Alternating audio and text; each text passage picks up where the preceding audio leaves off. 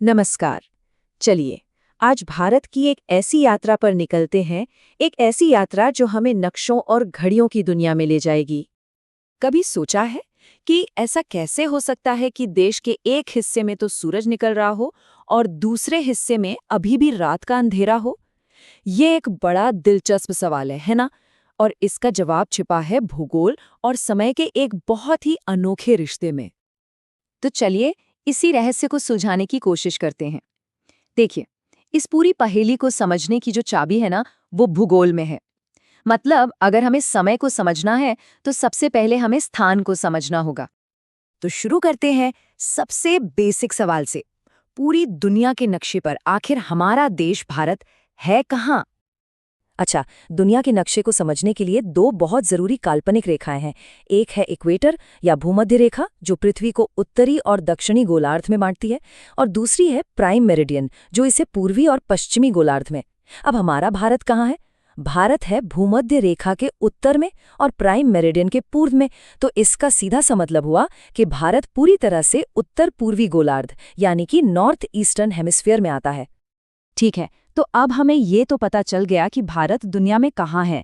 तो चलिए अब थोड़ा जूम इन करते हैं और इसकी सीमाओं को और करीब से देखते हैं। अगर हम भारत के सबसे उत्तरी सिरे की बात करें, तो वो है 37 डिग्री 6 मिनट उत्तरी अक्षांश पर। इस जगह को इंद्राकोल के नाम से जाना जाता है। और अब ठीक इसके उलट अगर हम एकदम दक्षिण की तरफ जाएं, तो भारत की जो मुख्य भूमि है, उसका सबसे दक्षिणी छोर कन्याकुमारी में है, 8 डिग्री 4 मिनट उत्तरी अक्षांश पर। अब बात करते हैं पूर्व और पश्चिम की। भारत का सबसे पश्चिमी किनारा गुजरात में है, घुवर नाम की जगह पर, जो 68 डिग्री 7 मिनट पूर्वी देशांतर पर पड़ता है। और फिर सबसे आखिर में सबसे पूर्वी छोर, ये है अरुणाचल प्रदेश के किबीथू में, 97 डिग्री 25 मिनट पूर्वी देशांतर पर। तो अब हमारे पास भारत की मुख्य भूमि के चारों कोने हैं, और यहीं से ये अंदाजा लगना शुरू हो जाता है कि पूर्व से पश्चिम तक का ये फासला कितना बड़ा है। तो इन दूरियों को जरा नंबर्स में देखें। उत्तर से दक्षिण की लंबाई है करीब 3214 किलोमीटर और पूर्व से पश्चिम की चौड़ाई है 2933 किलोमीटर।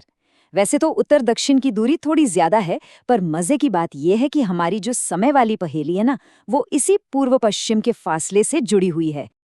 लेकिन रुकिए, भारत की कहानी सिर्फ इसकी मुख्य भूमि तक ही सीमित नहीं है। अब हम अपनी नजर डालते हैं भारत के खूबसूरत द्वीप समूहों पर। और यहाँ एक बहुत ही मजेदार फैक्ट सामने आता है, जो एक आम गलत फहमी को दूर करता है। क्या किसी को पता है कि भारत का जो सबसे दक्षिणी बिंदु है, वो असल में मुख्य भूमि पर है ही नहीं?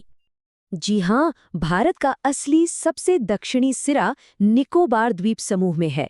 इसे इंदिरा पॉइंट कहते हैं और ये 6 डिग्री 45 मिनट उत्तरी अक्षांश पर है, मतलब कन्याकुमारी से भी और ज्यादा दक्षिण में। अब ये जो द्वीप हैं, इन्हें पानी में कुछ चैनल अलग करते हैं, जैसे कि 10 डिग्री चैनल, ये अंडमान और निकोबार द्वीप समूह को अलग करता है। फिर है 9 डिग्री चैनल, जो मिनिकॉय द्वीप को मुख्य लक्षद्वीप से अलग करता है, और 8 डिग्री चैनल मिनिकॉय को मालदीव से। तो ये चैनल एक तरह से पानी में बनी सीमाएं हैं। तो चलिए, अब वापस आते हैं हमारी समय वाली पहेली पर। अब हम भारत के इस विशाल पूर्व पश्चिम फैलाव को सीधे समय की समस्या से जोड़कर देखेंगे।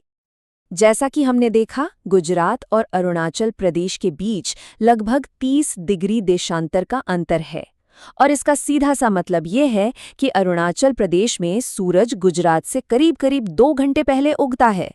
मतलब जब अरुणाचल में सुबह हो चुकी होती है, गुजरात में तब भी अंधेरा होता है। तो अब सोचिए, एक ही देश में जहां घड़ियां 2 घंटे अलग हों, वहां एक रेलवे सिस्टम कैसे चलेगा, टीवी पर एक ही प्रोग्राम कैसे आएगा? मतलब देश को एक साथ चलाना बहुत मुश्किल हो जाएगा। इसीलिए एक मानक समय या स्टैंडर्ड टाइम की जरूरत महसूस हुई। और इसी समस्या का समाधान है भारतीय मानक समय, यानी इंडियन स्टैंडर्ड टाइम, जिसे हम सब IST कहते हैं। अब ये समय तय कैसे होता है? इसका गणित बहुत ही सीधा और दिलचस्प है। देखिए, पृथ्वी 24 घंटे में पूरा 360 डिग्री घूम जाती है। इसका मतलब हुआ कि 1 घंटे में वो 15 डिग्री घूमती है।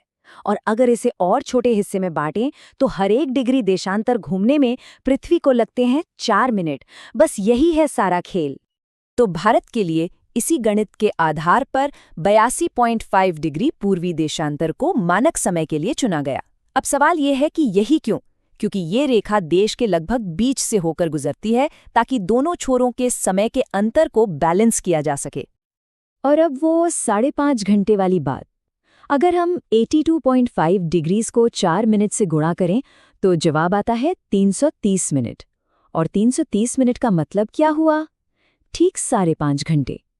यही वजह है कि हमारा IST दुनिया के मानक समय यानी ग्रीनविच मीन टाइम या GMT से हमेशा 5.5 घंटे आगे रहता है।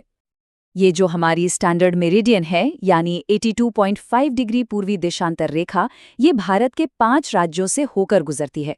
ये उत्तर प्रदेश से शुरू होकर मध्य प्रदेश, छत्तीसगढ़, उड़ीसा और फिर आंध्र प्रदेश से होते हुए निकल जाती है।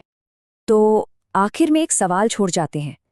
एक ही टाइम जोन होने से पूरे देश में सहूलियत तो होती है, लेकिन क्या ये उन लोगों के लिए सही है जो पूर्वोत्तर में रहते हैं, जहां सूरज जल्दी उगता है और दफ्तर का समय वही रहता है, जिससे उनकी दिन की रोशनी का काफी हिस्सा बर्बाद हो जाता है?